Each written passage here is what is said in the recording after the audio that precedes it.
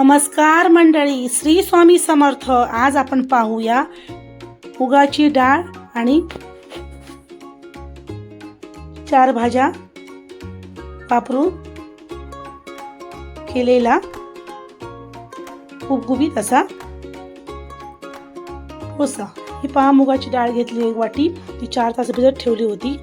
1 कांदा घेतला बारीक चिरून, 1 टोमॅटो, 1 गाजर किसून घेतला आहे छोटावाला, 1 इनोचं पाकिट, शिमला मिरची 1 वाटी, मुठभर कोथिंबीर, कढीपत्ता बारीक चिरून, आलं अर्धा चमचा किसून, अर्धा चमचा हळद, अर्धा चमचा मीठ आणि 1 मिरची बारीक चिरून. हे पहा, आता आपण भांड्यामध्ये घालून घेऊया मुगाची डाळ. प्रत्येक आईला प्रश्न पडतो, सकाळी उठून मुलांना टिफिनला काय द्यायचं. आपल्याकडे ह्याची मुगाची डाळ असते. आता हे हळद आणि आलं घालून घेऊया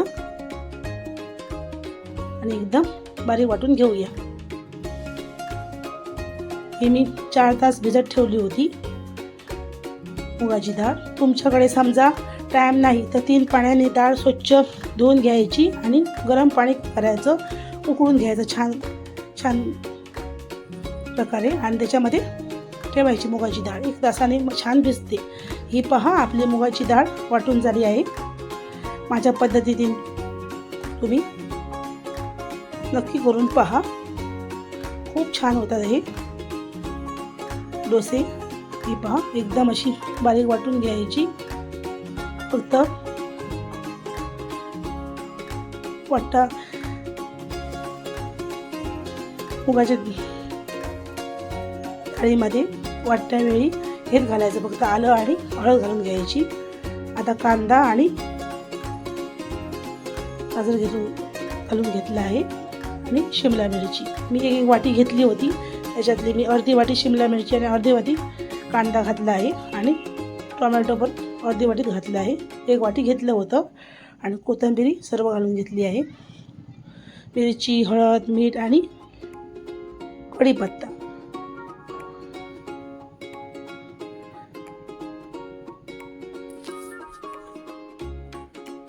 छानपैकी ते एकजीव करून घ्यायचं, छानपैकी असं फेटून घ्यायचं. हे पहा, छानपैकी एकजीव करून झालं आहे. त्याच्यामध्ये इनोचं 1 पाकिट घालायचं, थोडंसं पाणी घालून घ्यायचं, थोडंसं. ते आता छानपैकी फेटून घ्यायचं.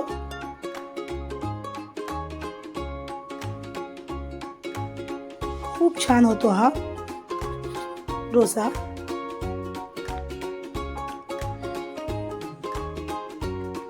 नक्की करून पहा.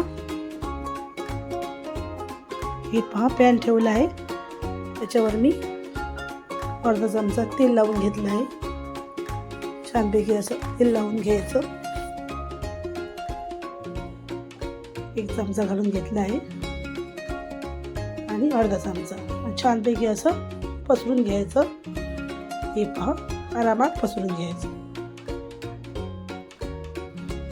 हे पहा, सगळं म्हणून ठेवलं होतं, 1 मिनिट झालं आहे. छानपैकी आरामात असं परतून घ्यायचं. हे पहा, मस्त खरपूस भाजला आहे, खूप छान दिसत आहे. हे पहा, खूप छान होतात हे मुगाचे डोसे.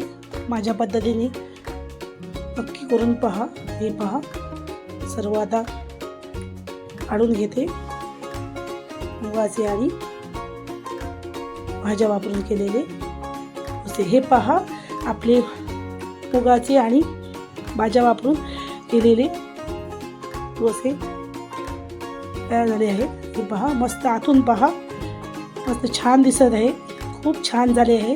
तुम्ही पण नक्की करून पहा. व्हिडिओ आवडला असेल तर लाईक करा, शेअर करा, सपोर्ट करा. चला तर पुन्हा भेटूया अशात एक छानशा रेसिपीसह. तोपर्यंत धन्यवाद.